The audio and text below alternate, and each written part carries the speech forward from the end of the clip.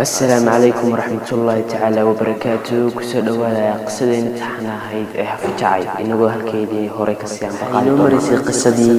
بليح يهويدي وكفتن إيمات نمستي إنه بليح سكير هويدي هو يوحن دونيان إن المجال أموراتي تبو إنتان كل جيل جوابين تجور كيك هويدينا وحي كتري واي هويو balse balayax ilaa hadda uma sheegin hooyadii inay jirto gabar ay balameen oo axdi guur ay wada dhigteen waayo waxaa jirtay colaad aad u baahsan oo kala dhex taalay reerka uu ka soo jeedo balayax iyo reerka ay ka soo jeedo gabadha uu jecel yahay ee cudbi in labada reer ay goob soo wada fadhiistaan oo ay isweydiistaan gabadhna waa waxaan marna dhacay dabadeedna halkaasaa lagu kala tegayaa habeenkaas balayax iyo nin ay naadir yihiin ayaa israacayaa oo doonaya inay caawa tagaan ciyaar ka baxaysa meel u dhow aqalka marka ay gaadhaan goobta ay ciyaartu ka socotay ayaa balayax iyo naadirkii ciyaarta u bogayaan la jaanqaadka dumarka iyo jamadhowga saaxabka ka dhex dhacaya dhammaantood balayax oo ah dadka ciyaarta saarayda ah looga daba fadhiisto ayaa ciyaarta gelaya kadibna wuxuu tirinayaa tixo gabay ah waxaanay odhanayaa sida tan weli qaadka maan baran ragga qaayib laan qol madoobe iyo hawd qowl daajiyaanahay caawadan qudheedana anigoo maryaha qubay qab idhoon hurdada laday ayaa qarxa sacabkiyo qalaadkiinu ii baxay hablihii qaali iyo qamar qorshe iyo ogaasacad qalbiga idin doortee qoyskiinu waa kee marka uu balayax dhammaysto tixaha gabayga ah ayaa waxaa u jawaab celinaysaa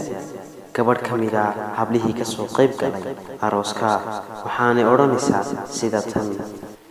caliyow in adeer ciddu way nabdoon tahay colka dhiigga daadshiyo caaradhoobi may dhicin cudurrada waxlaayiyo balla culiska yaasiin waxaa habeenkii oo dhan la ciyaaraba waxaa soo dhowaaday waagii hablaha intii isku reer ahba dhinac ayay isku raacaan halkay ragguna sugayaan habluhu dhinacay maraan si ay inta habeenka ka hadhay hal iyo laba haasaawe ay ula gaadhaan balayax iyo naadirkii waxa ay dhinaca ka raaceen 4 hablood oo jiha maray 4 hablood waxaa ku jirtay gabadh la yiraahdo Canab oo ay gabadhan ay balayax jecel yihiin ay saaxiib ahaayeen halkaas ayay balayax iyo Canab isku muteen waxoogaa jikaariyaha saawe dhalinyarnimo oo gooskoosa lisu dhiibaba aakhirkii balayax baa qodob ka hadlay waxaanu ku tiraabay inay yahay waxaynu joognaa xilli xun waynu daalanahay muraadka ugu badan ee ka soo raacshay waxa weeyaan waxaan warkeedii doonayaa inaad sii cudbi ee kala hore sheekada noo socotay maxaad wariga wacal ka haysaa reerkoodiise meel u yaalla ma garanaysaa Canab intay afka gacanta saartay ayay ku tiri horto inantaadii weydiinaysa ismaan lahayn way isu baadiyoobaan waxaase igu maqaal ah inuu reerkoodii ka mid yahay beesha degan idhanka xooshaale inankoodii weynaana colaadii dhoweyd ay gaada lagu dilay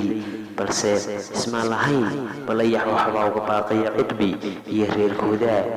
iminkana waan hooyanayay alle baadidaada ha ku soo dhoweeyo balayax wuxuu tashigiisii maalintaa ku gaadhay go'aan adag oo qof dooq caashar la ibtiloobay mooyaane qof kale aanu qaateen waxaanu go'aansaday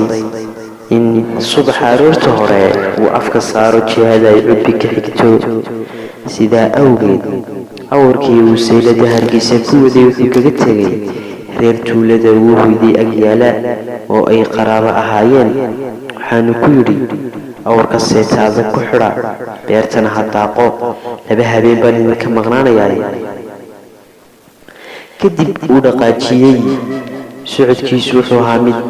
aad u xun oo uu ku beegsanayo halka ay degan yihiin cudbi iyo beeshoodu. waxaana u daarnay heestii